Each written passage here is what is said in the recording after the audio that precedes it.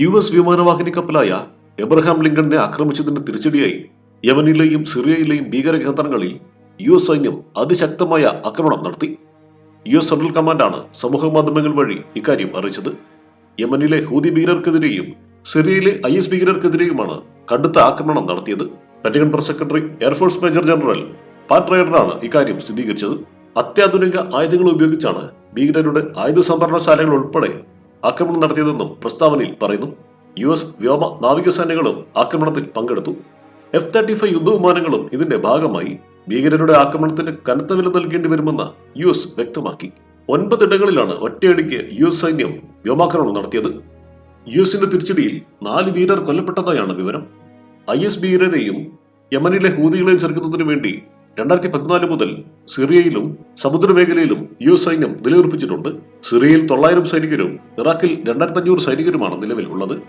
കഴിഞ്ഞ ദിവസമാണ് ചെങ്കടലിൽ സ്ഥിതി ചെയ്യുന്ന US യുദ്ധക്കപ്പലുകൾ യമൻ തീരത്തേക്ക് കടക്കുന്നതിനിടെ ഹൂതി തീവ്രവാദികളുടെ മിസൈൽ ഡ്രോൺ ആക്രമണത്തിന് വിധേയമായത്. US വിമാനവാഹിനി കപ്പലായ എബ്രഹാം ലിങ്കണെയും 2 US ഡിസ്ട്രോയറുകളെയും ആക്രമിച്ചെന്നായിരുന്നു റിപ്പോർട്ട്. അതേസമയം ഹൂതി വിമതരുടെ ആക്രമണം ഫലപ്രദമായി പ്രതിരോധിച്ചതായും പെന്റഗൺ പറഞ്ഞു. അമേരിക്കൻ ഐക്യനാടുകളിലെ മിലിറ്ററിയുടെ സെൻട്രൽ കമാൻഡ് ഇറാൻ പിന്തുണയുള്ള ഒന്നിലധികം ഹൂതി ആക്രമണങ്ങളെ വിജയകരമായി ചെറുത്തതായി പെന്റഗൺ വക്താവ് Air Force major general Patrick Ryder പറഞ്ഞു. കുറഞ്ഞത് 8 ഡ്രോണുകളെയും 5 കപ്പൽ വിരുദ്ധ ബാലിസ്റ്റിക് മിസൈലുകളും 3 കപ്പൽ വിരുദ്ധ ക്രൂയിസ് മിസൈലുകളും ഹൂതികൾ ഉപയോഗിച്ചതായി പെന്റഗൺ വ്യക്തമാക്കി. എന്നാൽ അമേരിക്കൻ കപ്പലുകൾ ഈ മിസൈലുകളെല്ലാം വെടിവെച്ച് വീഴ്ത്തിയെന്നും കപ്പലുകൾക്ക് ഒരുവിധ കേടുപാടുകളോ ഉദ്യോഗസ്ഥർക്ക് പരിക്കേൽക്കുകയോ ചെയ്തിട്ടില്ലെന്നും പെന്റഗൺ പ്രസ് സെക്രട്ടറി മാധ്യമപ്രവർത്തകരോട് പറഞ്ഞു. യമനിലെ ഹൂതികളുടെ ആയുധ സംഭരണ കേന്ദ്രങ്ങൾക്ക് നേരെ US സെൻട്രൽ കമാൻഡ് നടത്തിയ വ്യോമാക്രമണ പരമ്പരയെ തുടർന്നായിരുന്നു ഹൂതികൾ ആക്രമണം നടത്തിയത്.